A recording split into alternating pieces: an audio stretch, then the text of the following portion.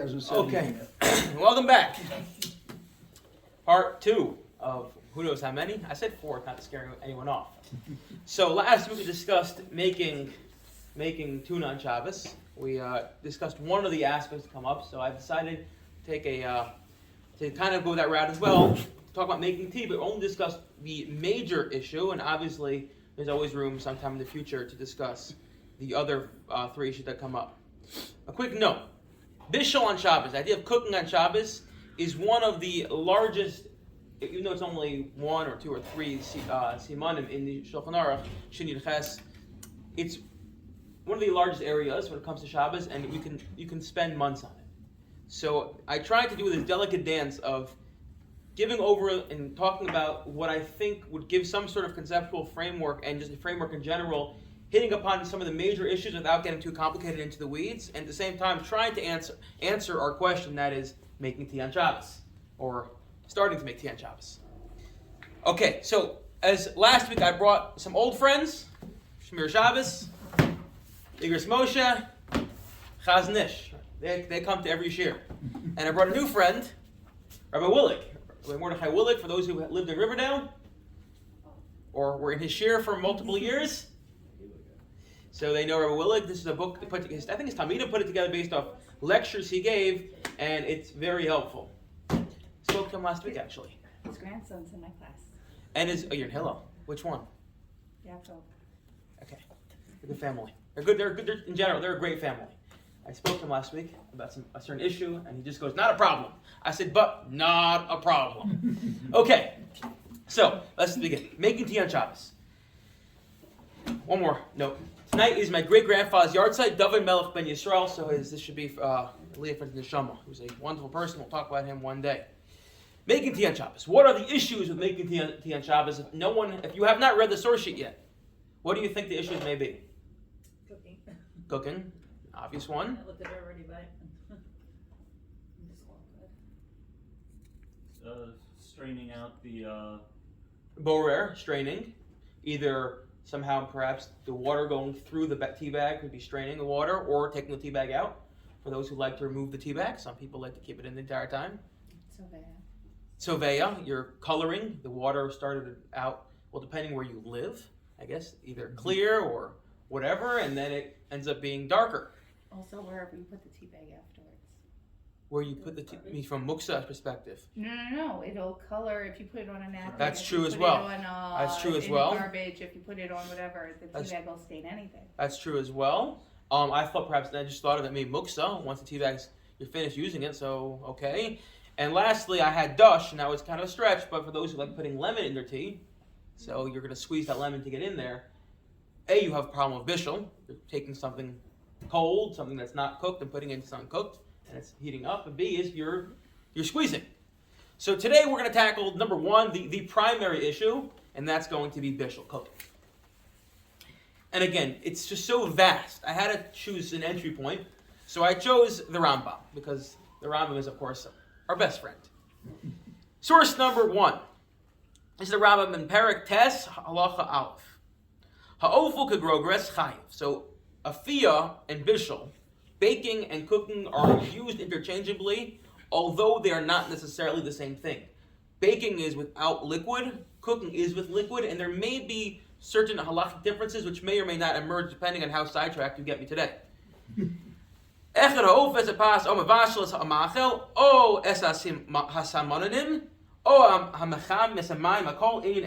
So whether you're baking bread, or cooking some sort of dish, or spices, that's how we translate it, herbs, or you are heating up water, all that's one, and then he points out, and the shiur for heating water is enough to wash a small finger, and the shiur for cooking is the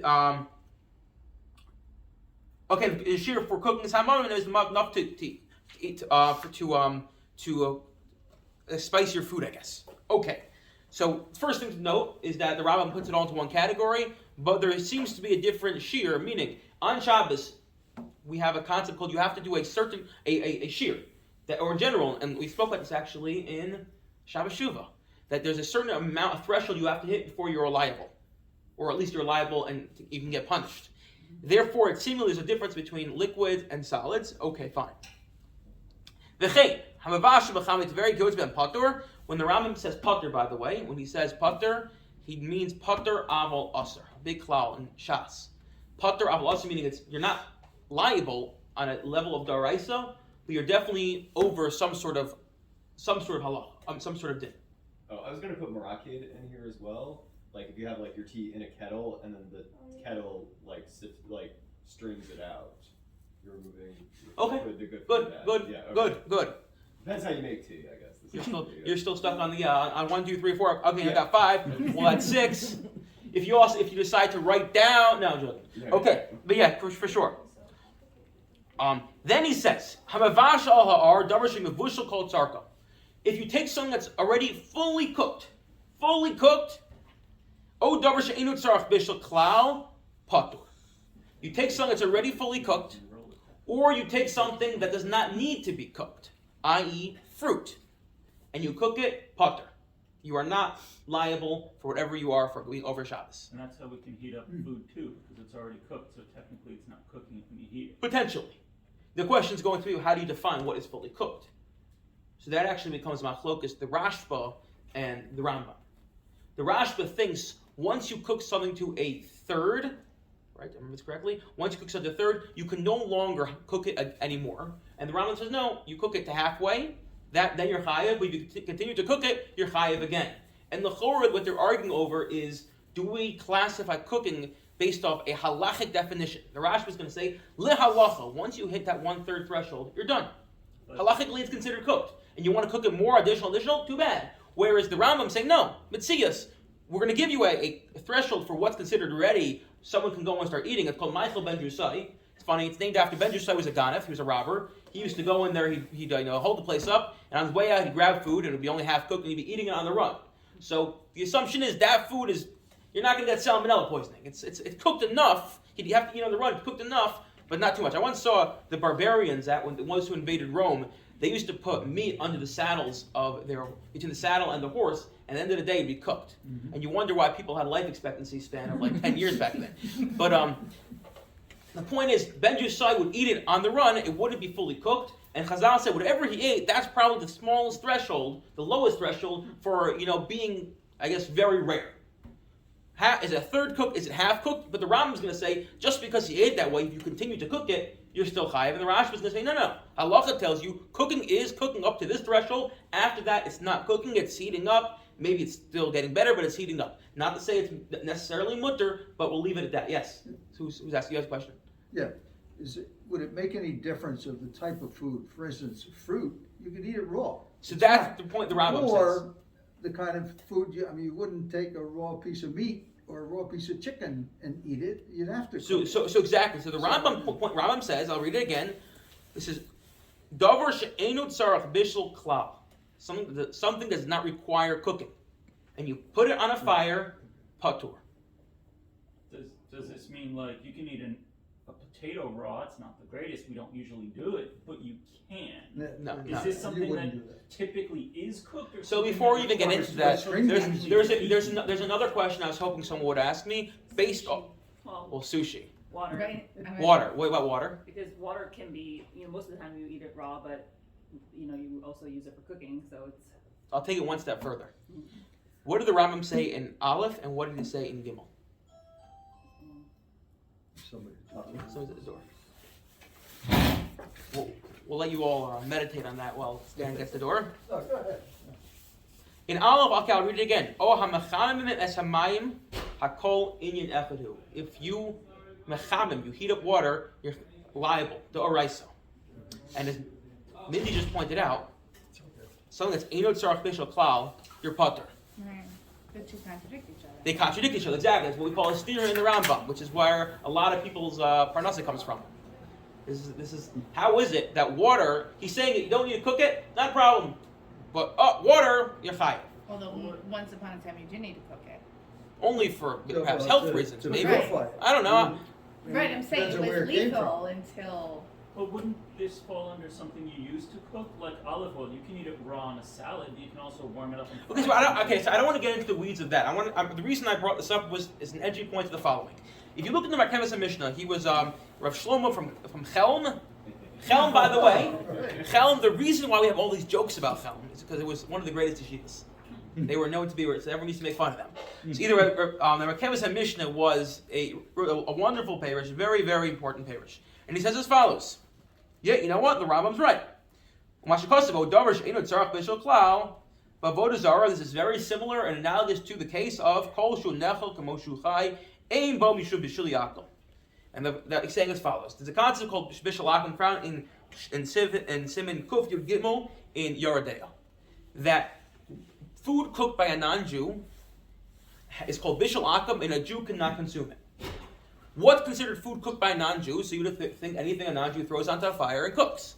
However, there are certain caveats. One of them being food that did not need to be cooked.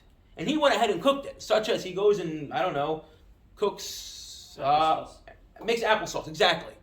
So we assume there, cooking wasn't integral to it. You didn't really need to cook it. And the whole idea of Bishul Yaakov, l'chor, according to most Rishonim, is that when they cook for you, you start feeling a sort of kinship to them, you sit down and have a meal together, and it can lead to intermarriage.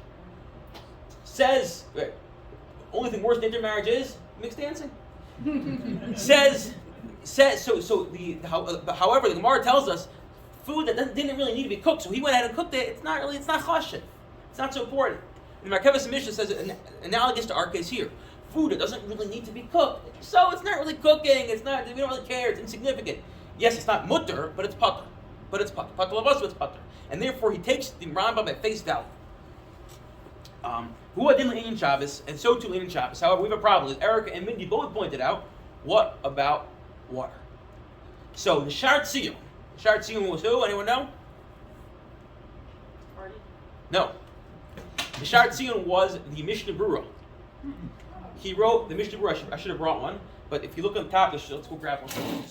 So the Mishnah Berurah, for those now who can't see because it's so small, up here is the Shulchan Aruch Orach Chaim.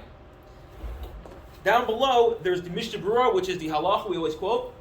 The Bir halacha, which is where he goes more in depth in the topic. And then down below, there's Shar Tziyun, which is mainly just sources. It's like, he'll tell you where he got it from. The Eli Rabbah, whatever it may be. Occasionally, you find a nugget in there where he'll go off and talk for some reason and put it there and not elsewhere, and try to explain something that happened there.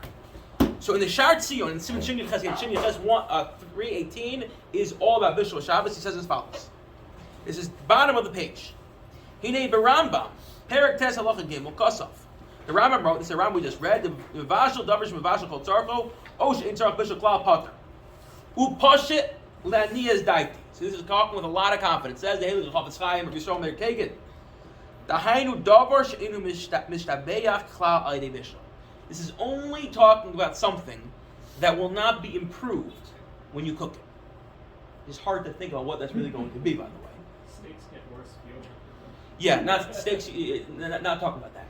But if in the event you find something, I don't know, maybe you could think, roast nuts, not shechasa, of course, we don't do that. We just are nuts, but we don't eat nuts. It's hard to think of a food, but in the event there is, he said, Lafuki peiros v'hagadna, fruit, we thought we could quote fruit? No, fruit is better. I don't know. First of all, the Gemara talks about, in the 7th parak of Bamitzia, about taking grapes and cooking them and how it makes it taste better. I've tried it. I'm not going to argue with the Gemara, but I'm not going to do it either. Poached pears or kumquat. Exactly. So we do cook fruit. We put it. I like grilled pineapple. Have you read fruit cups? Like the little sugary syrupy things, those are cooked fruit.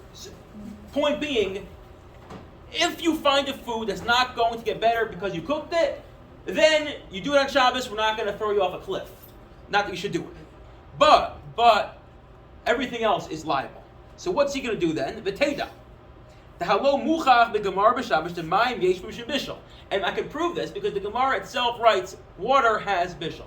Water is subject to cooking. And you can, everyone drinks water when it's in its raw state.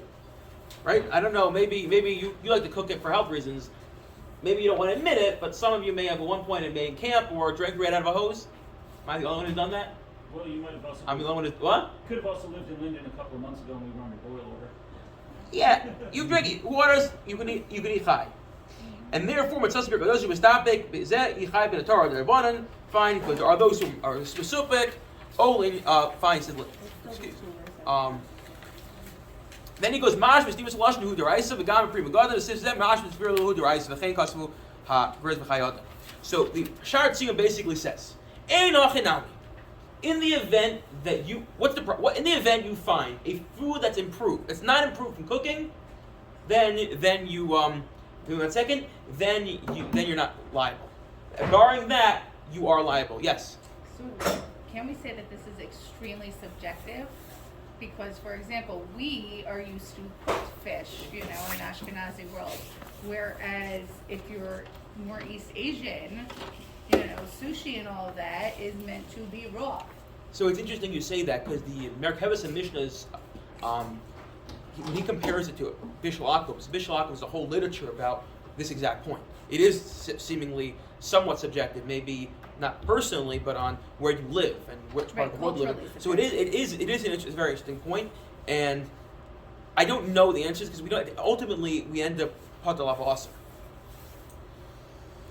But what I want to take out from here is the Rambam says water is a problem. Things that are cooked, that are raw, that don't need to be cooked, is not a problem. And then the Shar Tziyun is like, yeah, but things that get better, that's definitely something the problem. However, the Prima Garden is really what I think is important. Well, if it doesn't need to be cooked to make it edible, then why would you cook it? I don't know. People do all sorts of things in the kitchen. Right, grilled watermelon, poached pears, all of People- But if you're not supposed to cook on Shabbos, let's use it. We're not talking the about. bottom line. We're talking about in the event. We're talking about in the theoretical sense that what is permitted and what is prohibited. Lots of things in Shulchan Aruch, you want to know why people did it. The point is, people did it. Let's say you like your potato kugel well done. It's cooked before Shabbos, so you. Okay, so I don't want to get into that. That goes back to the Rambam and the Rashba I mentioned in terms of what you define as fully cooked. But here is the key point that I want to pull out of this. Comes along the Pri Megadim, and he says something very, very insightful. He's going to say as follows: the definition for cooking water and food and solids is different. You can't compare the two. It's like comparing water and solids. That's just water. L'chora nira dafka says it Pri Megadim. L'chora nira dafka mayim v'yayin v'shevim she'ena ish pol bol after kolkach the nechol chai gamkein v'abishul hu hachilu. Says the Pri Megadim. Liquids.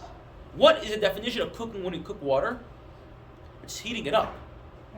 That's what it is. Nothing transformative happens to the water. We'll assume for now. Well, Nothing transformative happens to the water. make it. No, nothing It becomes transformative. steam. Nothing really transformative happens to But the they don't water. have the hot water anymore, so if you're heating Right. water, Nothing transformative happens to the water. It just becomes hot. If you cook a solid, you can't undo your potato kugel. And trust me, if you leave it in your kitchen, your fridge for like 6 weeks at a time, like they in yeshiva, it's still potato kugel. It's not back to being potatoes. Why are you? It tastes good. I'm glad you made it. They only Oh, found out that potato the fridge was broken in my yeshiva like 6 weeks after it broke. He survived. Okay, so and this is very important. The Pri Megadim is going to say that there's a difference between solids and liquid. Liquid, the heating up is the cooking, whereas solids, it's actually the transformation that takes place once you hit that threshold of 1/3 or halfway cooked. And this has many nafkaminas. I'm going to throw out a couple of them. One of them is going to be something we alluded to a little bit, and that's the concept of ein bishul achar bishul. There's a concept of once you cook something, you can no longer cook it again. Meaning, it makes sense, right? Once you cook your potato kugels, where that is again, I don't want to get into, but once you cook your cholent, at a certain point we all know you're no longer cooking, you're burning it. So you want to put it back on the fire, you can't cook it anymore. Ein bishul achar bishul, once you cook something, you can no longer cook it. By water, it's not so clear we apply that principle. The Ramah says, by mayim yesh bishul achar bishul. The question is why? Why would it be different? And the answer is going to be the Pri Megadim, because once water cools down, there's nothing. The only transformational thing that happened was the temperature. Once it cools down, you're back being at the original. Give me 1 second. You're back at the original water that you had 10 minutes ago or 20 minutes ago, and therefore, if you cook it again, you're re-cooking it and not cooking something that's cooked, but you're cooking something that's effectively raw. Yes, maybe it kills some of the germs inside, but that's not what's important for our purposes. What about oil, like fats, like chicken fat that turns to a liquid? Yeah. And turns to a solid when it's cooled. What about that? Is that considered transformational? So actually, that's a whole other sugi of no lot and not for now.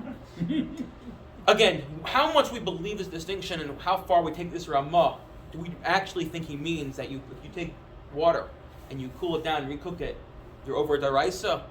Unclear. It's unclear. And because of that, we were able to work with it. But that's one of the reasons why, during the day, we don't heat up food that's liquid. Only at night. The Ramah points out that as long, and this is also integral, as long as the food is still somewhat warm, you can reheat it. Once it totally cools down, you can no longer reheat it. Again, it's probably working with the same svara, or perhaps it's working with the svara of as long as it's still somewhat warm, so it's partially into the cooking process.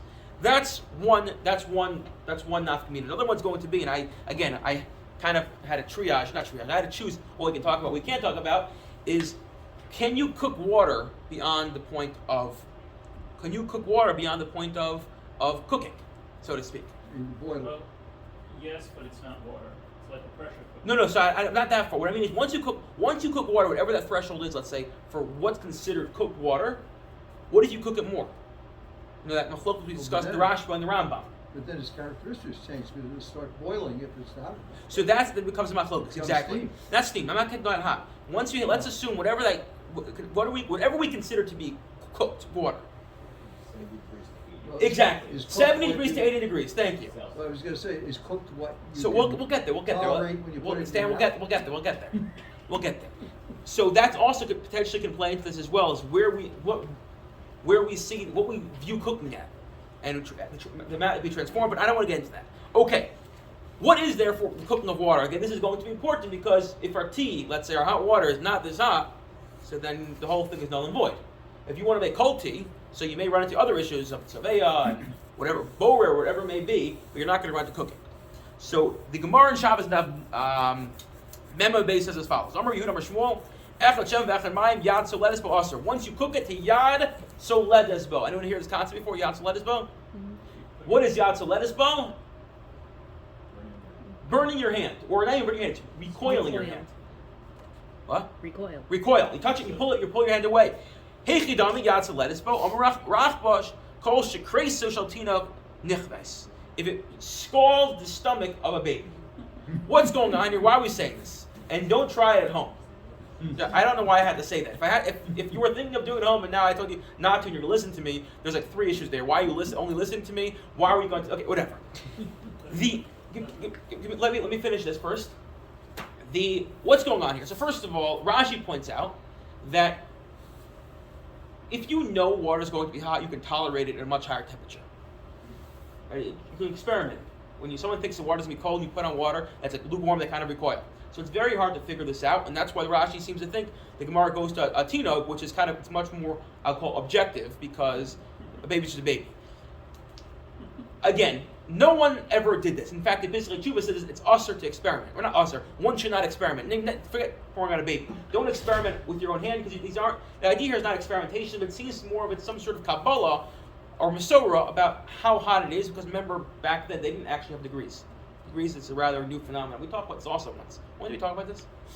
I give a share this at some point this year, talking about, I don't remember. Then it's Fahrenheit, centigrade too. We were talking about degrees and times, okay, fine. So what exactly is it? So there's a machlokas among the poskim. The Rav Moshe says it's about around 110, which is 43.3 Celsius for those who are keeping track.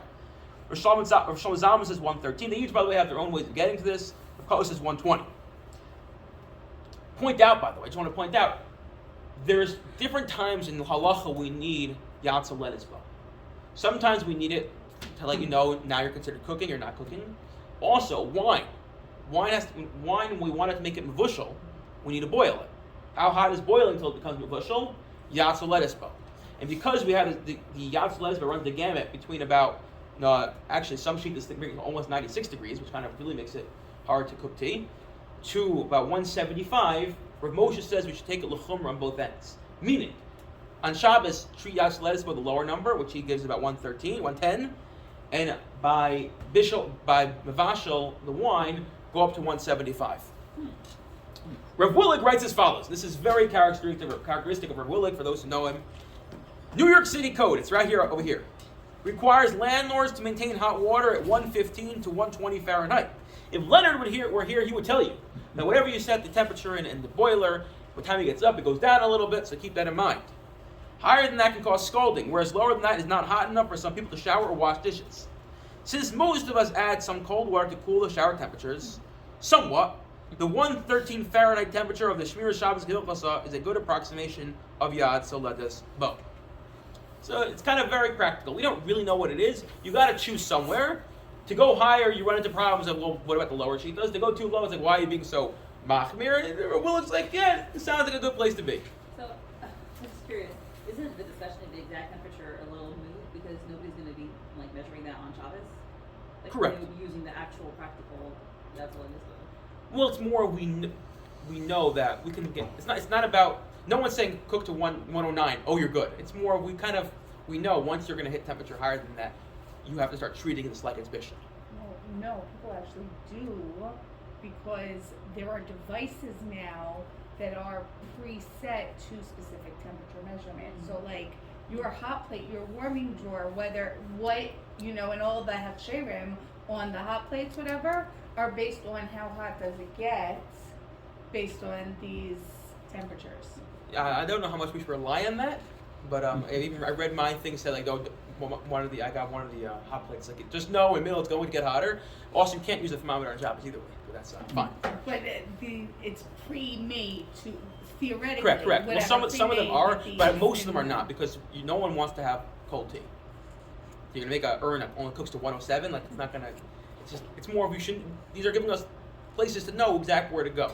Although I think my hot plate that say around the edges it gets colder, and we'll get to Yad Soledes, but okay. Where does iced tea fit in all this?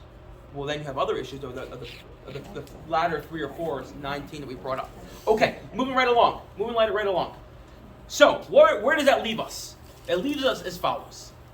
Once you hit the threshold of Yad Soledes Bo, it's bishul. Now is where the fun part begins. You have a question? More of a comment. I've heard this yet. Can you keep your hand in it as to like washing milk dishes and something? Okay, so like that's that another falls in, okay, and they say, again, like, as long as you're washing by hand, it's not bishul. Okay, so let's put that aside. There's a big discussion about whether we can apply the principles of bishul on Shabbos to the principles of bishul by Yardei. And we're going to leave it at that. The Binyan Sion therefore writes. The Binyan Sion is Rav Yaakov Ettlinger, also wrote the Aruch LaNer, also wrote a couple other svarim, which I'm blanking on right now. Some have not been published. He says cooking tea is cooking. It's a big problem, and therefore, what is the halacha? Good. Now what happens is as follows. Sorry, I jumped ahead of the gun. We'll leave it at that. Okay. You cook. You have a pot on the fire. It's cooking. This is now considered kli rishon. A first kli, meaning it's the first closest to the fire. You take it off the fire, it still maintains the status of a kli rishon. You pour it into a second kli, that becomes a kli sheni. You pour it into a third kli, that becomes a kli shlish. All right, just keep that in mind. I should have made a chart. I didn't. And then the other discussion becomes is what is the status of when you're pouring it. Again, there's many different distinctions between each one, but while the water's in the air till it lands, that's also a further discussion, which we paskin, give me 1 second, we paskin, that at least cooks somewhat. Okay, yes. What about the ladle? We're not going to get to that. Says the Gemara in Shabbos and Daf Mem Beis Amid Aleph. If you have a stew pot or that was removed from the fire but is still boiling, you shall not put spices into it. Why? Because you're putting spices into a kli rishon, and the general assumption is, or the assumption is, a kli rishon, boiling pot that comes off the water. Yes, it might pretty quickly stop boiling and bubbling, but it's hot enough to cook. Comes along, you pour into a kli sheni, I will nosin hu l'socha ka'ara, tocha tamchoy, then it's permitted. But if you put it into a second kli, it's permitted. And the question that bothers everyone is as follows. What in the world is the difference between a kli rishon and a kli sheni? It's literally that. And I'll compound the question. You could have a kli rishon where you put it on the fire and it starts boiling, or in the It gets hot enough, it hits 130 degrees, right? Especially that's a lettuce. You can have a kli sheni that came from a kli rishon, a different kli rishon that was at 180. So this kli sheni is now at 160. The kli sheni is hotter than the kli rishon, yet if you cook, you put your tea back into the kli rishon, you're liable, and you put it into the kli sheni, maybe you could drink it and have a good time. What is the difference by taking the water and pouring it in there? The temperature didn't go down. And yet one of them you're chayiv, and one of them is pater. Doesn't it also have to do with the temperature of the kli sheni, which is why the ladle is a big question? No, No? not that I know. Because why are you using this ladle? Just pour it, 2 cups. Right, but I'm saying, like, if you've got soup and you take it out with the ladle, is the ladle a kli sheni? Okay, that's we're not going to get. But I it don't know the is. temperature of the ladle and how. Okay, hot fine. it So is.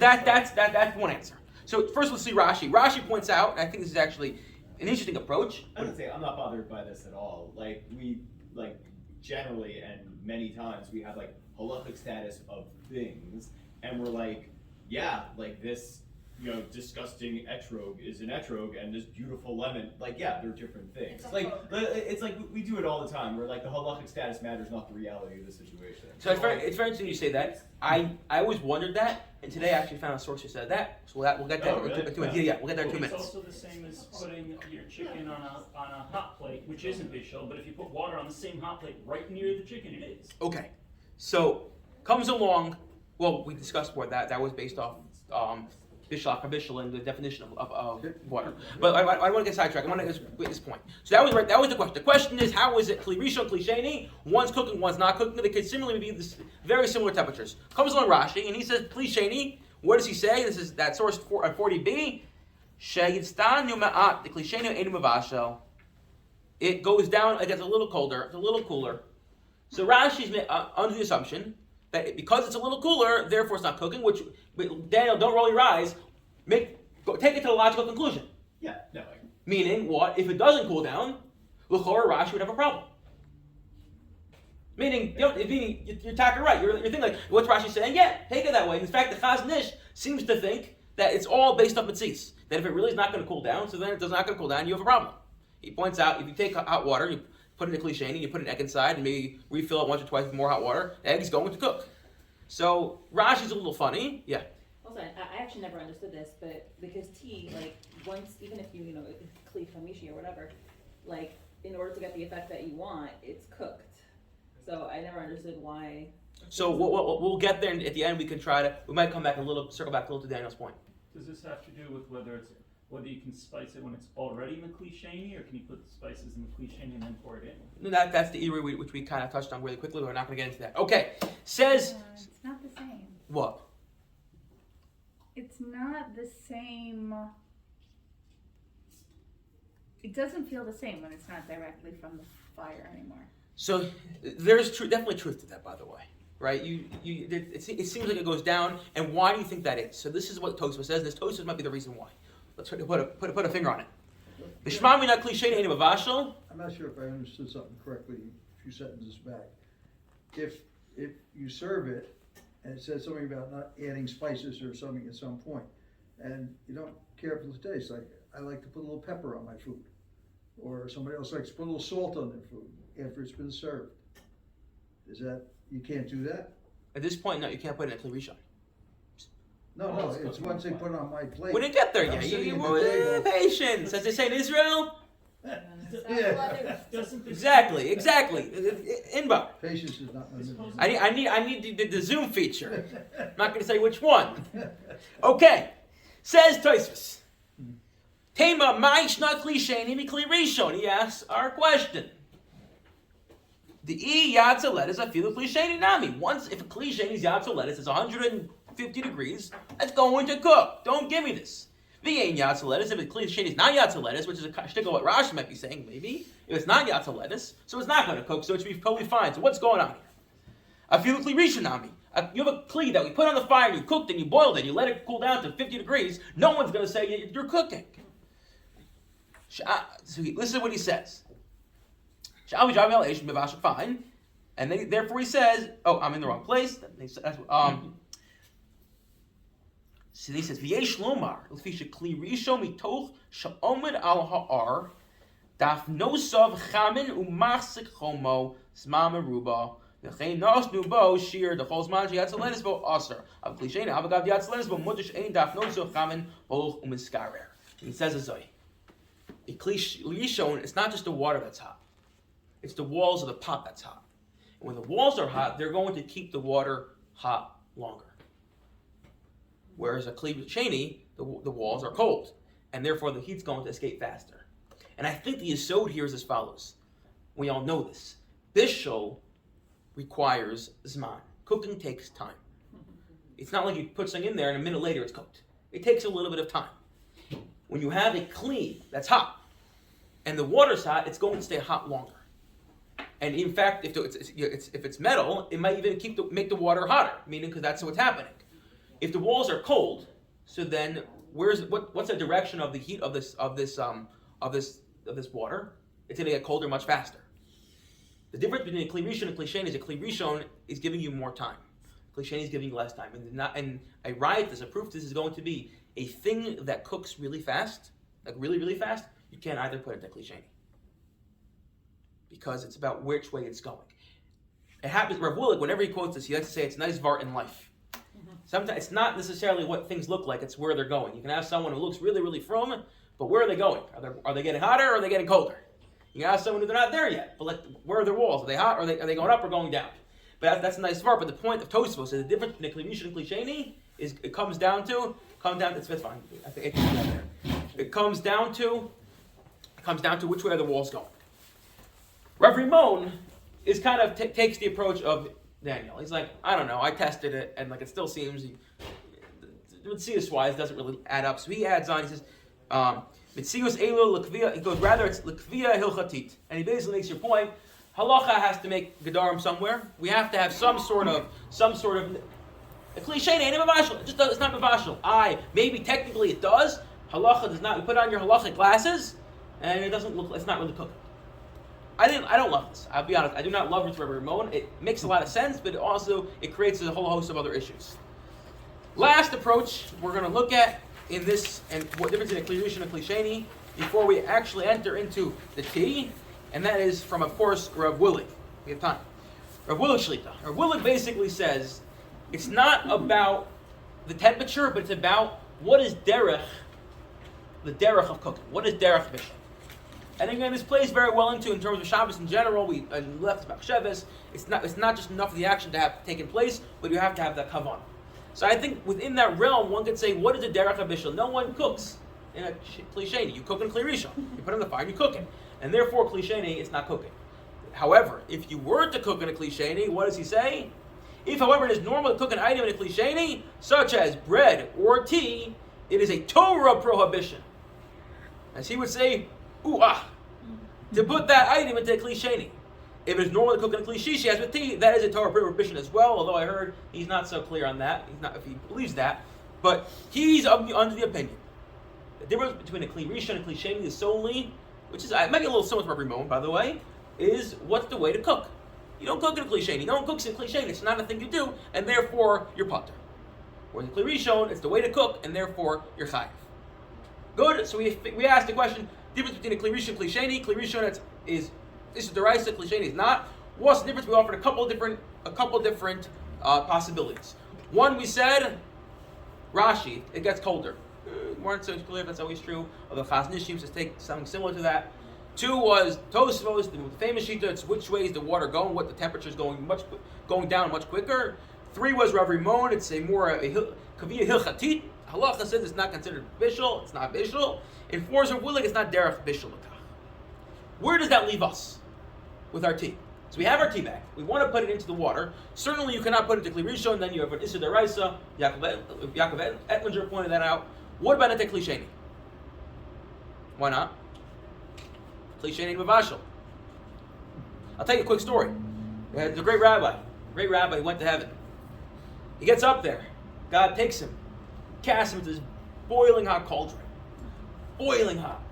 He's just screaming and screaming. Because God, I spent my entire life learning. I'm teaching Torah, doing mitzvahs. Why do you throw me into this burning hot pit? And God goes, Kli sheni ain't mavashal? You sure? Yes, it's a joke. I wasn't going to tell you a true story about a rabbi went to heaven. I don't come from that school of thought. You can go elsewhere, perhaps in this community, for stories like that. Okay. So, the Gemara, well, actually, we'll say more of this outside. The Gemara basically says, although cliche and mavashal, there are certain things which may be cooked, and as I think we mentioned it quickly, that cook quickly. Things that cook quickly, such as bread, that can even cook in cliche. They're easily cooked. The Gemara points out tavlin, spices, are not easily cooked. That's one of the few things the Gemara says are not easily cooked. But other things, maybe. What are other things other than bread? It's very unclear, and therefore the Sefer Yereim of Elazar Bimetz, very important Rishon, basically says, we don't know what these things are, and therefore we should be machmir. So we're talking about perhaps an issue deraisa, and therefore everything should be subject to kali abishal, and nothing should be allowed to be cooked in a cliche. Kali abishal, by the way, means easily cooked. Yeah. Yeah, I mean, I don't know if they're talking about flatbread or something, because bread is not fast cooking item. Putting a raw egg on top of your rice. A lot of people there, it's a very Asian thing. They take really hot rice and put a raw egg on top to mix it and eat it. So rice is not liquid. Let's stay with liquid, but yeah, But it correct. would still be bishul. But Well, so even that's if you next- cliche- Like egg drop. So that takes us to another place. Well, egg drop, maybe yes. That your case is the concept called davar gush, that some hard items retain the heat, and then you have another area. But yeah, like an egg drop. Yeah. So kali habishal, and therefore the Sefer Yereim said we should be machmir for this. So at this point, we're not making tea anymore either. The Torah is like, I don't know what you're talking about. During the page, where does that leave us? The Ramah basically quotes both. The Ramah says, you could cook in a cliche, some are makeup, but you really should be machmir because there's this concept of the Yereim, and the Mishnah Berurah therefore says, "But Tom the sphere leila deyazu the yesh tvarim shis ba'ashim afil b'cliche if neishem rakim ve'ein anu b'kiyim." There are some things that are cooked really quickly. We don't know what they are. You should have a pasa afvoy because it might cook further. Really, that's what it is. It might cook further. That's the answer to your question. And that kind of opens up another area which we're not going to go into, and that's the concept of, although we say yesh ein bishul achar bishul, you can't cook after you cook. Can you bake after you cook? Is baking different than cooking, and therefore it's it's transformative enough that it's going to become a prohibition.